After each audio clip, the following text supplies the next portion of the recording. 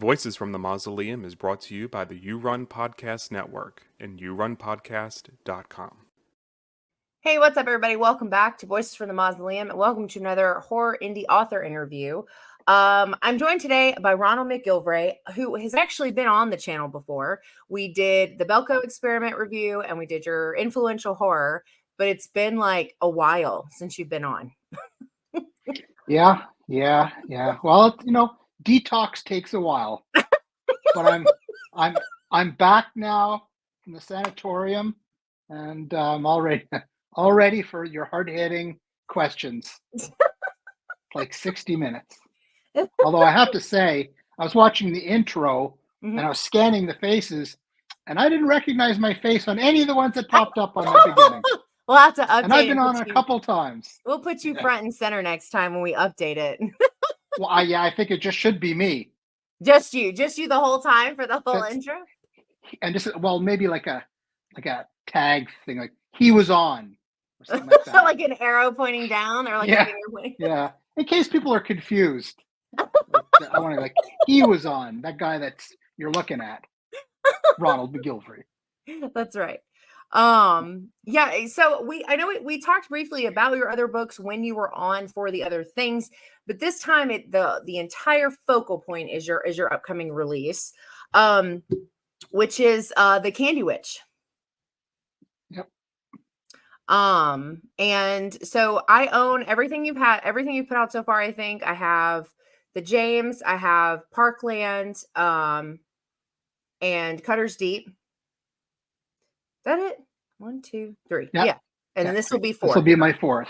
Yeah, this will be the 4th. And so and I love, I did a review on it, but I loved Cutter's Deep. So when I got to the end of it and you were already, I think at that point, talking about writing something else, I was like, oh God, I cannot wait for that journey, because Cutter's Deep was just insanity incarnate. And I literally loved every second of it. So I was like, oh, I need more stuff like this. Yeah. When I read it over, I'm wondering where exactly my headspace was when I was reading it. There's some crazy stuff. Yeah, it was there. But, well, for me, when people ask me, what you write or whatever, I just basically, I write something that I'd want to read, kind of thing. Yeah, same. I get that. Yeah. So I don't know what that means about me, that I'd want to read something like that. But yeah, it's entertaining. Most of the chapters in my stories are usually pretty quick. There's always something happen. There's not a lot of like filler describing wheat fields of Canada or anything like that. It's just like boom, boom, boom, boom, boom. And then when you think you can take a breath, it's more boom, boom, boom, boom, boom. Yeah. Yeah. I think that's actually one of the reasons I enjoy the way you write, though, because I always say, I like books that read like movies, where there's just stuff or it's like constantly moving. Like, as much as Anne Rice is like a horror icon, she'll take 30 pages to describe like the way the rain smells. And I'm like, can you please just get to the point? I can't. So you write it's just, like you said, it's just constantly moving. There's something constantly going on. Which is crazy for me personally to think about, because Cutter's Deep is thick. That's a big book. It's not some little, so for there to be that much constantly going on for that big of a book, that's wild. Yeah. Yeah. It's that, and I try to write smaller, but they just seems to go on like that. Because for me, a lot of people go, well, I write, a character comes into my head, but that's not the way it is for me. It's always like a plot point first. There's like an idea. It's like, what would happen if I looked out the window at one morning and nothing was there, and then that's what it is. I go, oh, I got to find out what happens. And so I start typing away, and then things kind of traverse from there. Then the characters pop up, and they just kind of write themselves. But once the characters are alive, then they start talking in your head. Yeah. And they're like, I want to do this. And then the characters sort of take off. And then I find it kind of goes on. And then when you don't really know what you're doing, or where it's going, it tends to branch off. But then in the editing, I try to cut it all back, because I don't want something big like The Stand kind of thing. Yeah. I'm not that's fair. So they're not gonna buy that for me yet. So No, I get that. Yes. So you were talking very briefly about this, and we decided to hold off so we could talk about it while recording. But so when you finished Cutters Deep and got Cutters Deep, kind of out into the world, did you like immediately start working on this? Like, where did the starting point of the Candy Witch kind of come from? no, I usually take a bit of a break because I'm usually Okay. pretty exhausted Yeah. afterwards, and then Yeah. usually ideas pop in my head, and you can probably see. Make sure I point properly. Of course, I got it wrong in the first go. I pointed the wrong way. That way, there's my idea board. So Okay. any of Yeah. you people who are watching, don't zoom in and steal my ideas. Don't But do it. I have idea boards, Yeah. and I'll put them there, and then I'll kind of Okay. like look through them, and I'll stick in my head the ones that stick in my head. Yeah. I'll continue to work with like ideas. I have idea books, and I start writing the stuff down. But Yeah. then certain stories, if I have an idea and I find Hmm. it just kind of fades away, Hmm. then it wasn't sort of meant to be. So Okay. during Huh. so during the break, I just had this idea. Well, actually, to be completely honest, Yeah. I was watching. I don't know. Have you watched the show Elementary? Yeah. Sherlock Holmes. Yeah. I was hooked on that. Well, I still really like it, but Yeah. I was watching it, just binging it, Yeah. and I was thinking I'd like to write a mystery, and I sort of tried to think of ideas for a mystery, and then I sort of came up with this idea. Well, this guy, he's kind of almost like an anti-hero. Okay. So I wanted to try my hand at that. Someone who's probably not the most likable guy, and he goes to do these investigations, and then I thought, well, what would be like a sort of the hook? And I thought, well, Okay. he specializes in witches, towns or some that have witches, and I always thought it'd be cool to do something about a witch, and the two gelled, and then there's this whole backstory popped up, and it's it just got usual Ron McGillvray crazy, and, and it That's just good. That's why I keep coming back to the writings. yeah, That's what I'm yeah, here for. That's the expectation. That's the bar. yeah, yeah. And then when I was writing it, I thought, well, I was going, this guy's a real dick. I was like, Yeah.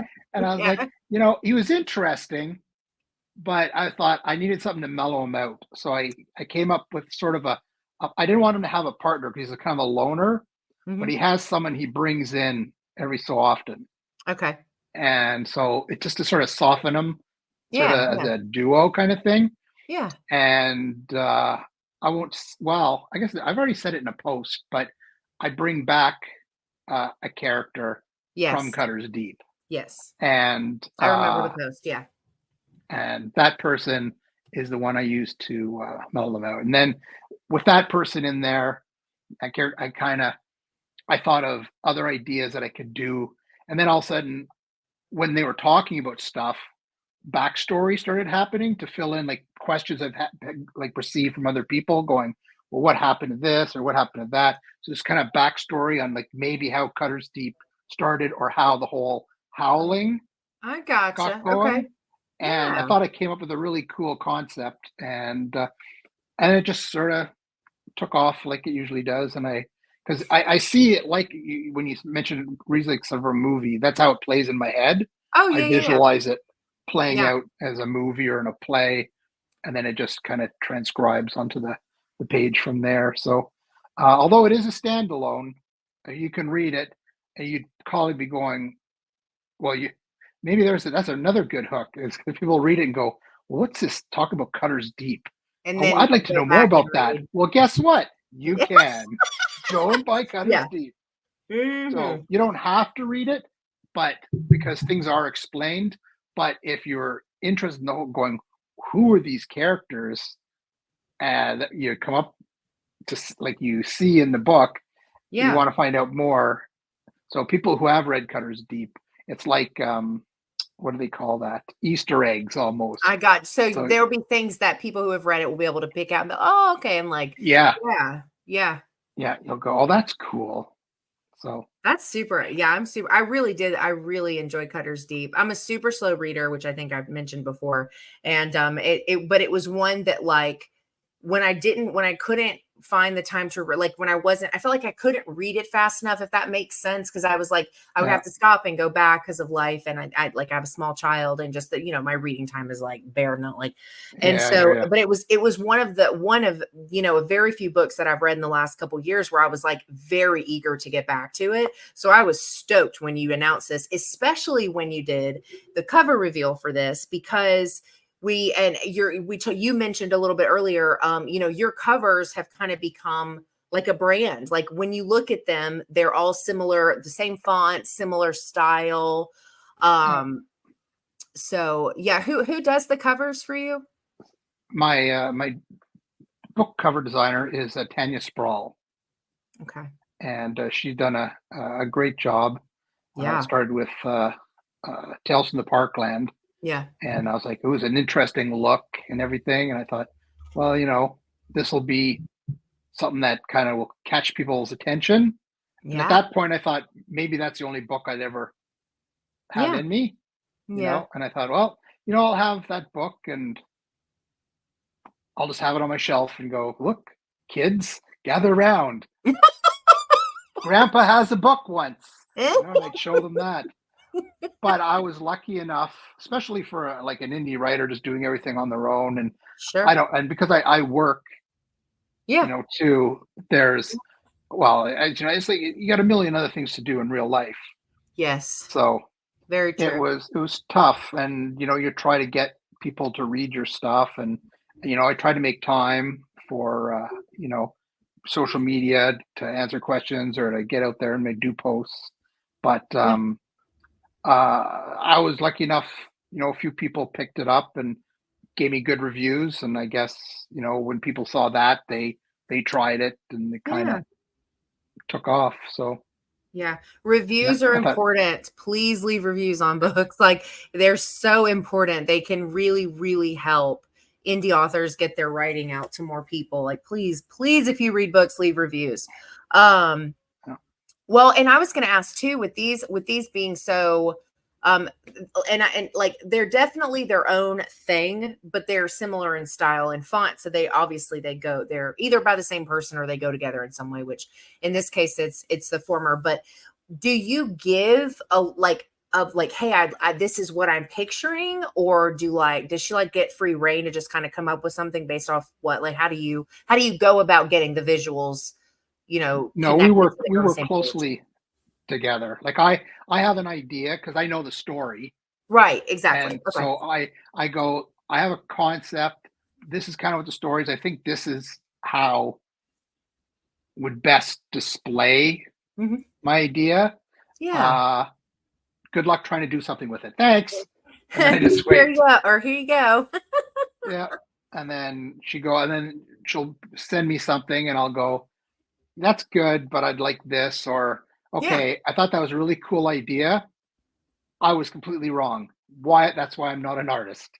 So I said, well, let's get rid of all that stuff, but I like this part of it. And then she'll do Yeah. the tweaks and stuff, and then she'll Yeah. come up, but she hasn't let me down yet. So One of we've all my been, favorite things about the way the covers are is the colorations are always super on point. Like, Cutters Deep has got the reds, Parklands is like that yeah, goldy brown yellow color. And then the fantasy book, the James book is like blue, like not this kind of blue, but like a it's a aqua green blue, and like a yeah, green, it's and yeah, like black it, and stuff. yeah. And so the colors on top of the imagery just always make it pop, and they always look so stunning. They really do. Yeah. Yeah. I was Um, thinking, I was looking, well, I did one post where I have sort of, I'm in a doorway or something. And I thought I put yeah, the four books together yeah, and I was looking at them and I go, I really should like get a poster or something made of those four books and like that'd be put them up cool. in the office. Cause they are actually very sharp looking sort They of are. together. Yeah, So it'd be no, for kind of sure. neat, Yeah, but yeah. I know you have a copy in front of you. Do you want to read the back? sure. There it is. It's so pretty. Oh, I can't wait to have one. Yep. Yeah. it's not a small one. Oh no, Once it's like again, Cutter's Deep. it's it's not. I'll tell you exactly. It is 336 pages. Oof, that's gonna take me 6 months to read, but I'm gonna do it. But this time, I tried to make the chapters a lot shorter, which was easier Okay. with mystery. So it's like you don't have, because with Cutter's Deep, especially for the first half, Yeah. almost each chapter could have been a story on their own. Yeah. It almost had like a wraparound anthology feel in the first few Yeah, chapters before you get into like the meat of the story. Yeah, no, for sure. Yeah. yeah. Yeah. So this one is so this they tended to be longer Okay. chapters. Yeah, So sure. this one, there's some of them like 2-3 pages, Okay. you know. Yeah, And so, you're going, oh, I'm tired, I'm gonna go to bed. I don't want to read one chapter. It's doable kind of thing this time. sure. It'll also make you feel like you're So, reading more faster because you're getting through chapters. I'm one of those people. I'm like, yeah, oh, I'm on chapter 17. I'm making progress. yeah, yeah, yeah. Because it's I have it. No, I don't. Oh well. Well, I'll read the back.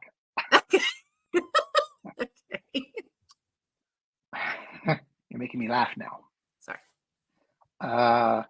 When children mysteriously start disappearing in a sleepy rural town, Detective Craig Allen is hired to investigate. His methods are unorthodox, his fee more costly than his clients realize. However, waiting deep within the dark forest that surrounds the town is something so evil that it will take all of Craig's skills to survive it. Something the locals call the Candy Witch.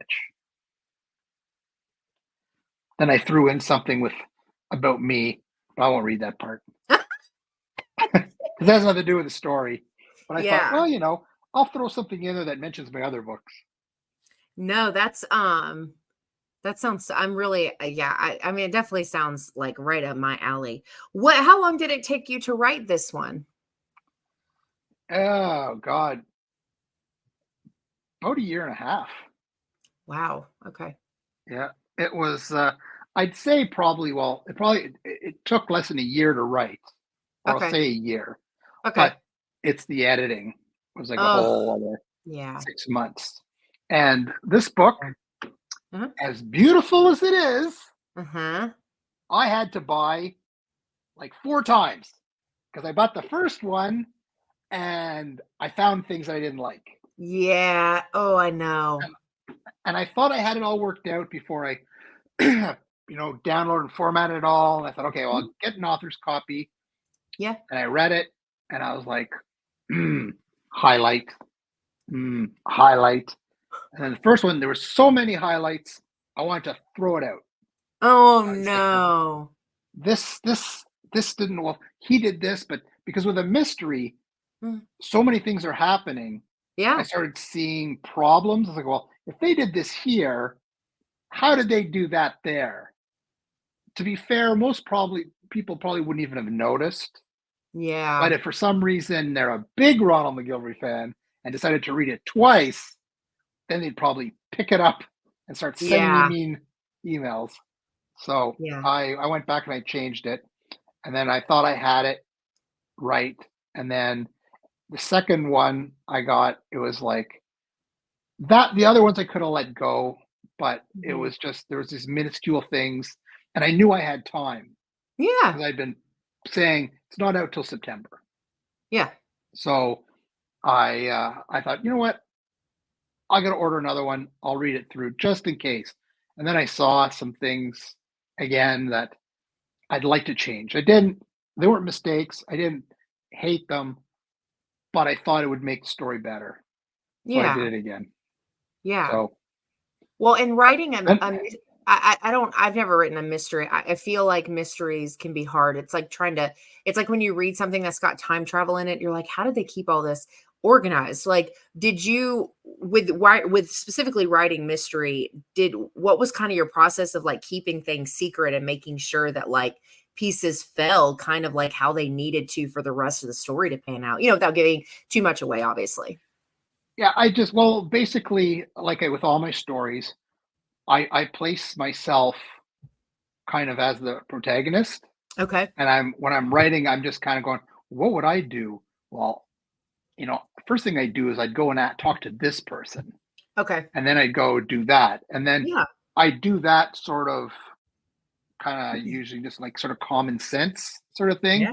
to Yeah. go the way through, and Sure. then when I do the rewrites, I'll think, like a red herring, where should I put something in and stuff. But things come pretty logically in my Okay. head. That's good to know. Yeah. Or good to hear rather. Yeah.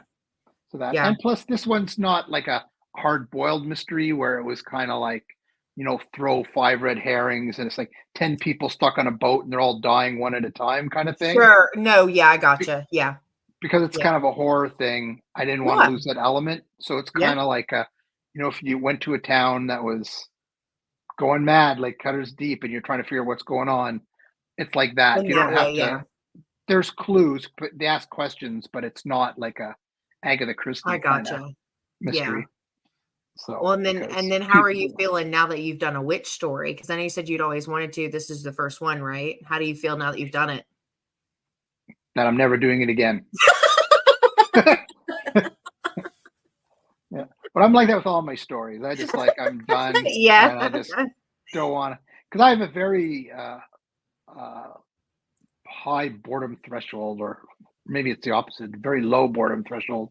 So You I get just bored want to do easily? something else. Yeah. Yeah, and Yeah, I want to do something else. It's like that's Mm. why I'm really bad at watching long season shows, because I'm like, yeah, it's really great, and I'm hooked on it, and I can watch like 2 seasons. Then I'm like, oh, look, a science fiction show just came on, and then that's I gone, get and I'm on to the new I get that. show. I'm the same way about shows, even ones I really like. It's so hard to keep me there for like long periods of times. I definitely get. I feel like witches though, like are intimidating because I feel like the people who are like, like the people who are like super into witches, they like, that's like their thing, that they read a lot of it. And it's like, but I don't think that, I feel like witches probably aren't very easy to write about. But I guess it's probably good because the witch, even as a main character, I assume, is not the focal point of like the perspective, right? Because it's through the eyes Yeah, of the, yeah. yeah, Yeah. and you don't actually see her a lot. You Okay. hear about her a lot. I mean, Sure. she makes a few appearances, Mm-hmm. but it's kind of like a monster. Like you keep the monster hidden. Like you'll see the claw come out, Yeah. Less is and more. that's all Yeah. Yeah. until there. And Yeah. then, but she's she's got a lot of issues. Very Yeah. bad person. Does it, Yeah. if I ask this, I'm going to ask the question and then you tell me if you can answer it without spoiling anything. Why candy? You know what? I can't even remember now. I know I want to do a witch, and Yeah. I knew that she was abducting children. Okay. So like Hansel and Gretel, kind of House of Treats, kind of. Exactly. I So gotcha. I was thinking, Gotcha. what could you do? And then I came up with this idea, which I won't give away now, but Yeah. obviously Yeah. That's fine. Yeah. with the name Candy Witch, Yeah. it's kind of a play on, as you said, like a Hansel I and love Gretel it. or something. Yeah. And it just kind of all clicked. And Yeah. it's funny because when you think, well, Candy Witch, you gotta go, well, it's candy, or you picture like a Hansel and Gretel house, or on the cover you see sort of the house. Yeah. Yep. And Yeah. you go at something pleasing to children to lure them in. Makes sense. So Yeah. it gives you that sort of, oh, it's Candy Witch. Sounds nice enough, Yeah. but it is absolutely the opposite. Yeah. Well, and especially the cover being, kind of the silhouette with the sucker in the hand. I think it plays into that Yeah, really well, actually, because you're kind of like, oh, is this like is the witch the protagonist and the happy, like without reading the back and obviously like knowing anything about it. yeah, I think it can be misleading in a positive way because then you're like, because then when you get to the bad, which again, I haven't read this yet, so I'm just going based off things that you've said so far. But when you get to the bad, you're like, oh no, this is not what I yeah, thought it was gonna be. Yeah, no, I love yeah, that. I think it's great. Yeah. yeah. It opens up like as if it was a normal mystery, like the Okay. detective. It was like a Spencer for Hire or Sherlock Holmes. I You gotcha. know, Yeah. couple comes to him, two children are missing, needs help, and it just seems that. And then all of a sudden, second chapter, this like Drops off. it's like, oh, this is a Ron McGillvray book. There we go. Yeah. Yeah, This is what I was so, expecting. Yeah. Yeah. Yeah. yeah. Yeah. So yeah, Um, it was fun to write. yeah. I mean, that's really good. I think your enthusiasm for it shows though, honestly. I mean, the way you've been, talking about it, and because I feel like you were working on it or had started working on it the last time we did a video together, because I remember you saying you were working on your next thing. But I think or maybe I don't remember, or maybe I saw you posting about working on your next thing. Honestly, I don't remember. I just remember I knew like you already had something kind of in the works before you announced this. What is the release date? September? Well, this will be an exclusive for you because nobody knows yet. Oh, I think I'm going to release it tomorrow. I finished reading it and it was nerve wracking because I was thinking there was actually one sentence I read and I read it wrong. And I was uh-huh. like, I said a bunch of bad words. I believe And, you. and I heard downstairs, what's going on? And I was like, I found something again. And oh no. And then I just sat there and I was stewing and I was just like, I'm fed up with this book. And then I kind of read the sentence again. I go, oh, never mind. I read the sentence wrong. And it was actually fine. And so, anyways, I finished the book just this week, and I thought, Okay. okay, well, I was planning probably this weekend, Okay. but then I read someone's post today, and they were like, oh, happy day before Friday the Friday the 13th, 13th. and I went, oh, why don't I just try to do it on 13th? But publishing it too, when I hit that publish button, you never quite know when it's actually going to go live. No, because they'll tell you 72 hours, but sometimes it's only 2 hours. And then it's like Yeah, and because you're doing it the day before or 2 days, thinking you've got the time, right? And then yeah, it'll do it early, like before yeah, especially if you've pushed a release date. That's happened to me. Where you're like, yeah, and then you look and you're like, son of a bitch. It's like, but yeah, yeah. So yeah. you're right. That's why, You don't know. yeah, I never do that anymore. I learned from my first one. So I just go, it's coming in September. That's valid. Yeah. Yeah, that's And then I'll totally do a valid. weekend. I'll go, it's going to be this weekend. And I Yeah. was going to pump it a lot, like build it up. Because a couple of weeks ago, Mhm. I did, I decided to I made all these images about all the different characters Yeah, yeah, yeah. that were going to be there. And I posted that up and it was Yep. started to build up to it. And I was Yeah. planning to do that again Okay. this week. But then I got, well, I mean, I can't really complain, but I got sort of sidetracked with the audiobook for Tales from the For Parkland sales. coming out. Yeah. Oh, And yeah. then I thought, oh, I wonder if, people are going to like it. And then it went to number one. And I That's was just like, crazy. I love that though. wow. And I Yeah. was like, I really should, because I thought, because I don't know if I have OCD or something, because Yeah. I have plan, like, everything's got to be planned. Ta, ta, ta, ta, ta, ta, ta. Yeah, yeah, And I yeah. was like, I can't, because there's other people who are doing it. I mean, there's Velox Books, the narrator themselves. I just thought I should Yeah. post something. So a couple days I posted about Tales of the Parkland. So I didn't have the lead time like I wanted to Yeah. Yeah.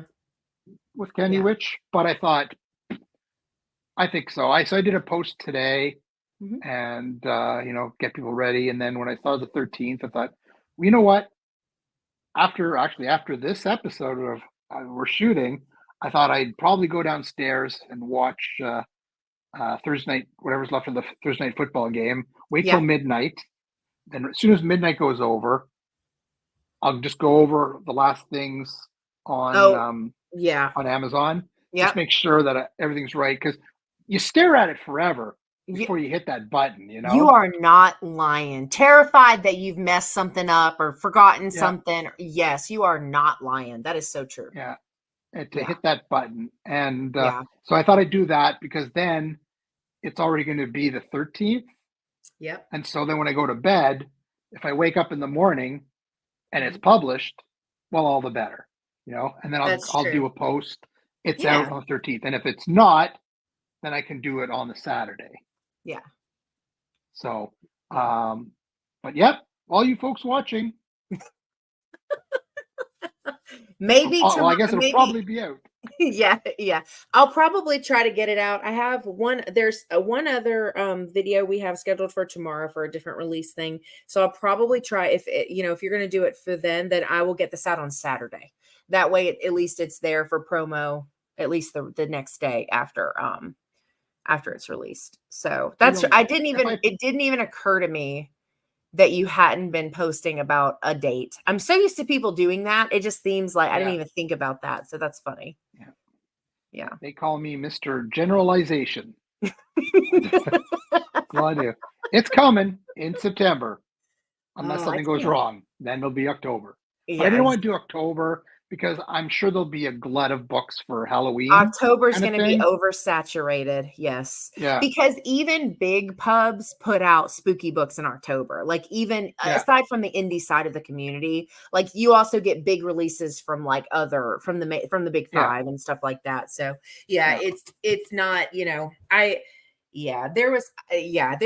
did a book in October and it got lost in the shuffle. It definitely did not perform like normal for me. And it was very frustrating, but I had to do it because of other reasons, because Ingram Spark kept messing around and I couldn't get stuff fixed. And I was like, well, it's waited too long. I can't wait any longer, but yeah, I get that. Halloween coming up. Yeah. Spooky season.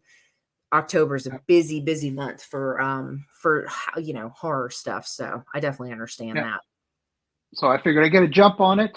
Plus I have the benefit of having September to pump it out, the information. Before you get And then when October comes, I could still, try to take advantage of the whole Halloween thing. It's very trick-or-treaty. Like, you know what I mean? Yeah. Like, it looks like, like, I don't know, like somebody out in I don't know. Like, I feel like it would go very, very well into the marketing for October around Halloween. So, yeah. So we'll see. Well, that's good. I'll be ordering one as soon as it comes out. I'm excited to read it. I really did love Cutter's Deep, and I loved all the stories and Tales from the Parkland, which is actually how we met, because I used to do readings back when I had time to breathe. And I did readings, and so I would take indie horror author pieces, whether it was like a chapter or short, and then you gave me permission to do Acid Rain from Tales from the Parkland, and I was like, oh, like I love that story. It's very, now that I've read your bigger stuff, it's definitely very fitting to be in your catalog. But it was like, so it made me instantly want to read the rest of the collection, because I hadn't yet. I read that one first, and then I read, the other stories. And then of course, Cutter's Deep came out, and I saw that you had the James book, and my son's legal name is James. And I was like, oh, gotta get that. And, anyway, so it's been really cool to see the book projects come out. And I'm pumped for this one. Yeah. I wish I could write faster and do more, but I just don't have the time. Yes. And I've always kind of done it as a hobby. I've always written. I just like doing it. I get lots of ideas, and I just want to get them out. So I just take whatever time it takes, and that's why I sell 2 or 3 books. They end up being worth the time, though, because I mean, Cutter's Deep was just very, it's for it to be such a crazy story, right? And there should be so much going on. It was very coherent, and it made it just like it flowed seamlessly, which, given everything that's going on, is kind of like hard to imagine even trying to write something like that. But like the time that you took, I think ultimately, obviously, probably was beneficial to the overall experience for the reader, because it just all worked really, really well. And I've like absolutely no doubts that the Candy Witch is going to be the same way. I'm like super excited, Ron. I really appreciate it. Yeah, I can't and wait. Don't worry, check is in the mail.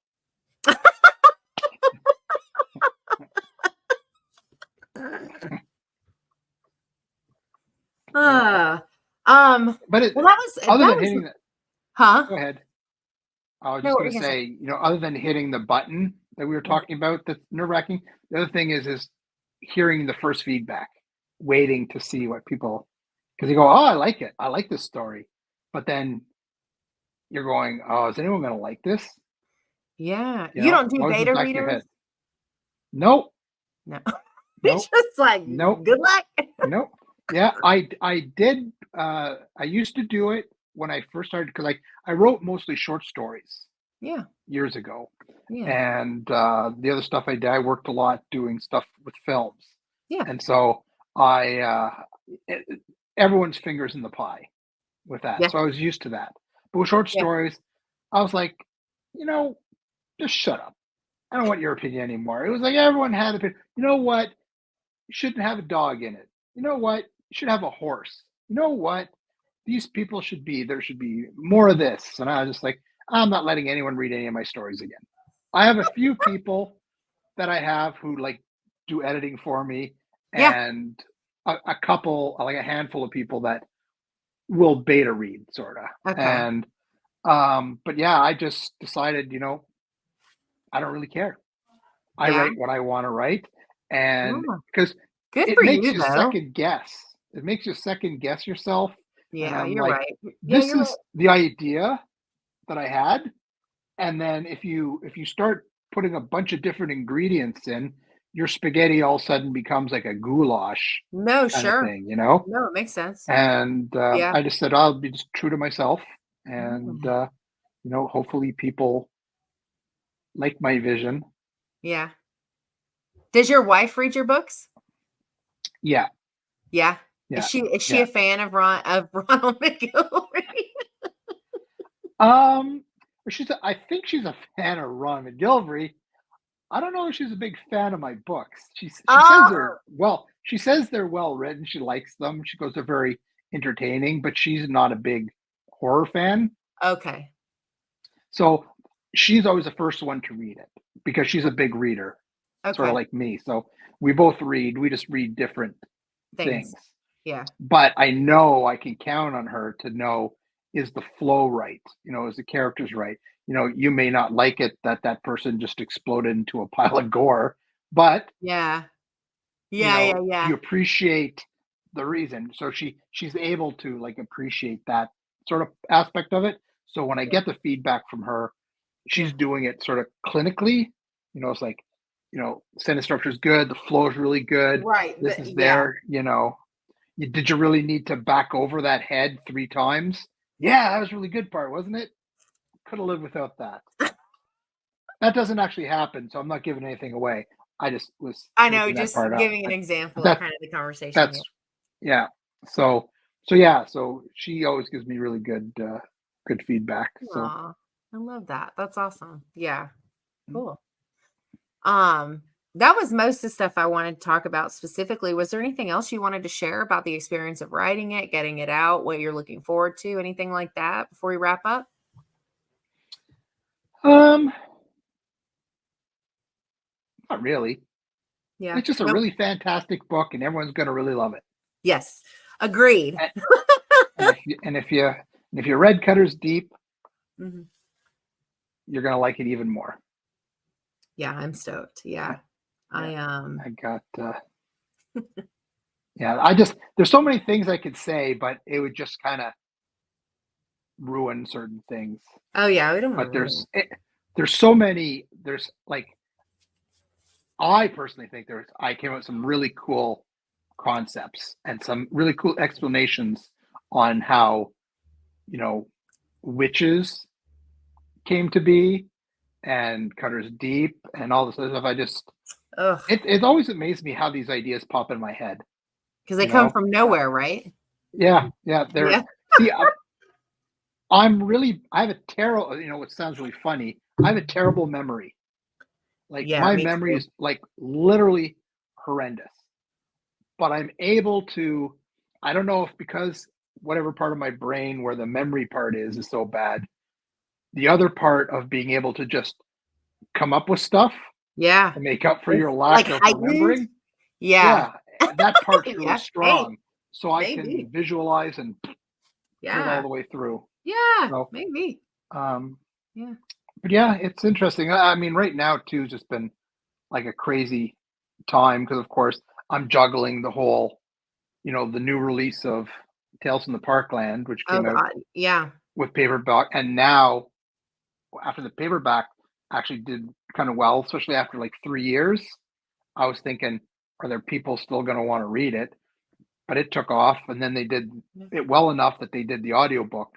Now, actually, that's something I would talk about is how cool it is to hear somebody telling your story Oh, I in bet. your head. I was I just bet. like, it was like, I was like, wow. I just like I go for a walk, and I listen to audiobooks sometimes and I listen to music, but Yeah. well, I have my own book now. So I put my earbuds in, went out for a walk, and I was just like, you hear it and go, blah, blah, blah, blah, Tales from the Parkland. And then it's like, number one, the garbage collectors. Uh, Joe got off the bus. Blah, blah. And I was Sure. like, oh my God, he's bringing my characters to life, That is cool. And Because you have to do like a final approval for it, right? Before they'll like, do you have to listen to it all the way through to approve no, it? I didn't even know that it was being released. What? Wait a Yeah, minute. yeah, yeah. It was. You I didn't found out. No, I didn't even know it because I understood as part of the contract that if the book did really well, Oh, it would okay. there was But there was a chance it would do an audiobook, but they had full reign on the audiobook. So I didn't have a chance. I didn't pick the narrator, but they did a oh really wow. good Okay, job. okay, gotcha. But they're professionals. They know what they're doing. And I would have probably said, "Oh, you're going to have to listen to a couple of editions of it." I'm like, "Yeah, that's not going to happen. Get whoever to do it. I'll do it." Sure. But Yeah, I I get was that. lucky, But you were happy and with it, the way like what you heard from it and everything? That's so yeah, good. yeah, That's good. it's really cool to just sort of sit there and listen to people telling my stories. Wow. Yeah, You I know, can't I it's can't imagine. That must be really cool. Yeah. yeah, it's Well, and that was that's probably one of the highlights of my writing. I wouldn't call it a career, but my writing time I know what you is mean. to Your hear it journey. bring it to life. Yes, my journey, Your journey. Yeah. and it's it's a really it's cool. So yeah, Yeah. that's that was fun. Yeah. Well, congratulations on the audiobook. That's awesome. Thanks. Yeah. Well, cool. Um, Well, and then now by the time people see this, the book's going to be out. yep. Hopefully tomorrow, if not Saturday. Well, you'll know because if you see my post and it's really mean spirited, things didn't go well. Then look for it the next day, Yes. and it'll probably be better. I'll be But I'm promoting it hoping, too. Like I'll be promoting it from your stuff and then from the episode. And then when I get my copy, I'll be promoting it and stuff as well. So yeah. Well, it cool. should be Well, fun. I'm really looking forward to seeing what people think yeah. of this one. I've been lucky with my reviews from the other three, and you just think, is this where everyone turns on you? Yeah. Is this gonna be yeah. Yep. Because Yeah. you're too Nah. good, and people are And jealous of you, want to take you down. Too good. Ronald McGillvray. Too good. So yeah, right. it's like a child. Bring them to the first day of school. You're getting your book and you're like, oh, it's my book. I have it at home. I can read it. I can do it. Oh yeah, it's good. I let a few friends see it. But then you publish it, and then it's like you're leaving a kid at school in kindergarten. You're going, bye. Oh. Have a good day at school. Please be Hopefully the nice to kids. him. Yeah, exactly. Don't beat up my kid. Yes, that's like honestly, Rod, that's like one of the best metaphors I've ever heard for publishing a book. Because you're right. That is exactly what it's like. Yeah. So it's but once again, I guess that's all too part of the journey, Yeah. live and No, it is a learn. big part of it. So It's a big part of it. Um, Because I know that there's been a lot of stuff on social media about people. They have two sides about people who have been poo-pooing reviewers and stuff. yes. If there was all that drama a while back about that. I just Yep. want to make it clear: if Mhm. anyone gives me a bad review, I'm going to just decimate you. I'll be all over social media. I'll do fake pictures of you. Ow. No, I won't. It's funny, Yeah. on Goodreads, one of my books, I can't remember one. Actually, I do remember, but I'm not going to say. Got a 2-star or something. And I kind of looked at it and went, wonder what they didn't like about it. So I went to see, because it happens to everybody, but you see the 2-star, they never have a review. They just put it in. So it's just like, okay, someone's just being a goof, because it's like, if you give someone a 1-star or a 2-star, Yeah.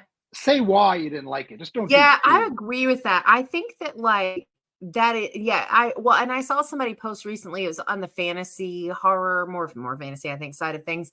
And I think it Yeah. only showed up because maybe somebody I follow also follows this person. But they said that all 5 of their books that they've had out, all in the same day, got like 1-star reviews. So somebody like went through the books and just put 1 star, no review Yeah, on all 5 of their books. And you're like, what is the point though? Like, I don't know. I know. There's just mean-spirited people that Yes. do stuff like It's that.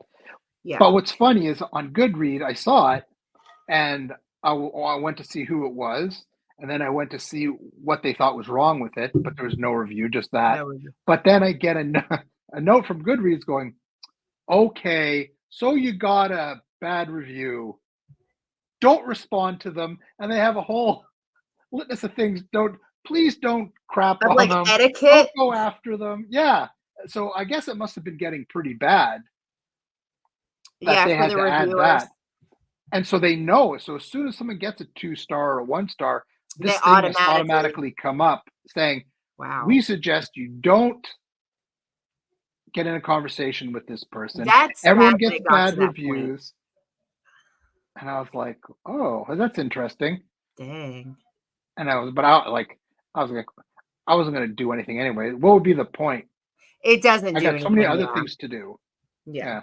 So, No, and that's half the thing you got to figure. If someone's doing that, they're probably hoping you're going to open some kind of dialogue. Something. Yeah. They're baiting. So It's like exactly. And it's they're waiting. So and I it's just not quite the same thing, because this doesn't ultimately affect numbers related to like books or anything, but we're not super big yet, but we're coming up in numbers, and we're at a level where we're starting to get trolls on our lives, and they just come in and they say like the most outrageous shit.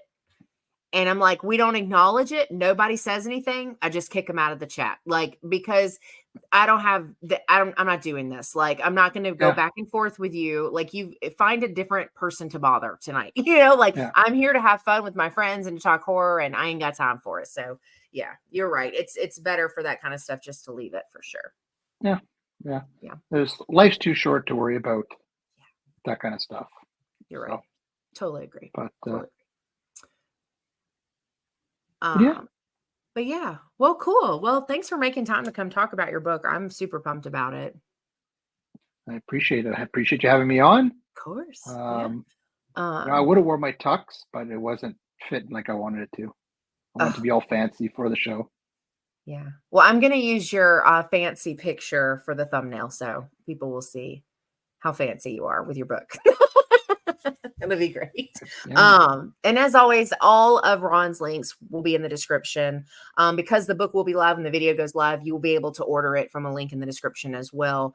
And I'll also include the postmortem report to make sure people can kind of get to that if they want to check out the show there, and everything else related to anything that you do. So, well, cool. Well, I think that's all we have for this episode of Indie Horror Author Interviews. Thanks so much for hanging out with us. We hope you have a good rest of your day. Enjoy your weekend, and we will see you in the next one.